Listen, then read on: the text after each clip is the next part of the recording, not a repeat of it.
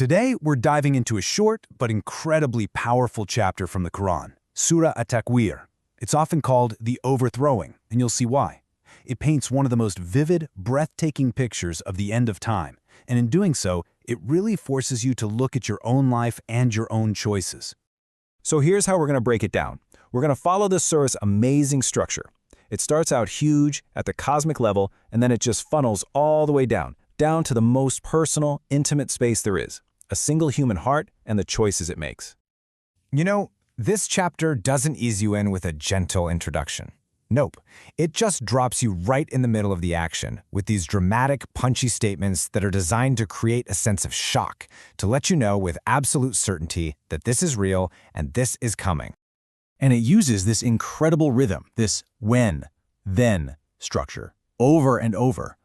It builds this overwhelming feeling that these events are totally inevitable. It's not a question of if this stuff will happen, it's a question of when. And each event it describes is just a catastrophic blow to the world as we know it. Okay, so let's look closer at these signs of cosmic collapse. Each one, and I mean each one, is specifically chosen to just completely dismantle our ideas of what is permanent, what is stable, what is orderly in our universe. I mean, just think about this sequence for a second. The sun, our literal source of life, goes dark. The stars we use to navigate, they just fall out of the sky. The mountains, which are the very symbols of stability and permanence, they're set in motion. Even the most valuable possessions of the time, pregnant camels, are completely abandoned in the sheer panic. And then, wild animals, predators, and prey are huddled together because their natural instincts are just overwritten by pure terror as the very seas boil over. The whole system is completely upended. So, what's the core message here? It's that this stunning opening act just shatters the idea that nature is some eternal, self-sustaining thing. It establishes one foundational truth right from the get-go. The universe has a creator, and that creator has absolute power over it. And right when you're trying to wrap your head around the massive scale of that cosmic destruction, bam, the focus suddenly and dramatically zooms all the way in. It pivots from the entire universe to a single human soul. And this brings us to the real question the surah is building towards. After the entire physical world is unmade, what's left? The answer is our internal reality, our conscience, our accountability. The real drama is just about to begin. On that day, it says souls are paired with their deeds. Just imagine that for a second. Everything we use to define ourselves in this life, our job titles, our bank accounts, our reputation, every single excuse we ever made, it all just dissolves. It's completely meaningless. What's left is the stark, unfiltered reality of who you really were and what you actually did. Now, to illustrate this idea of perfect justice, the surah does something fascinating. It doesn't list 1,000 different crimes. Instead, it focuses on one single, devastating act of injustice that was common back then: the burying alive of an infant girl. And just listen to the power in how this question is asked. God doesn't turn to the killer and say, "Why did you do it?" No, he turns to the victim, to the baby girl, and asks, "For what sin were you killed?" It publicly exposes the absolute cruelty of the act and gives a voice to the most voiceless member of that society. It's a universal statement that God stands with the oppressed.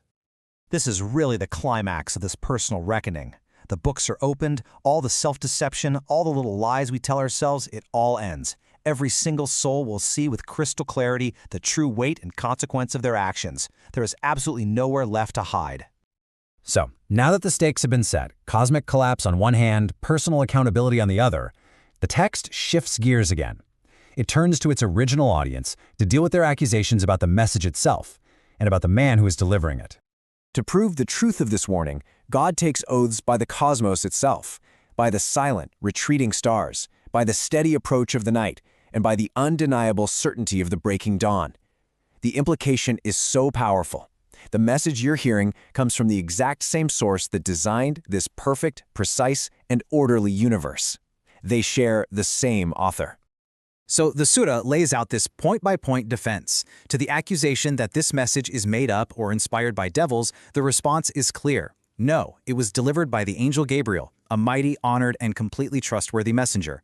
To the claim that the Prophet Muhammad is crazy, it states firmly that he saw the angel with his own eyes, clearly, and that he isn't holding anything back.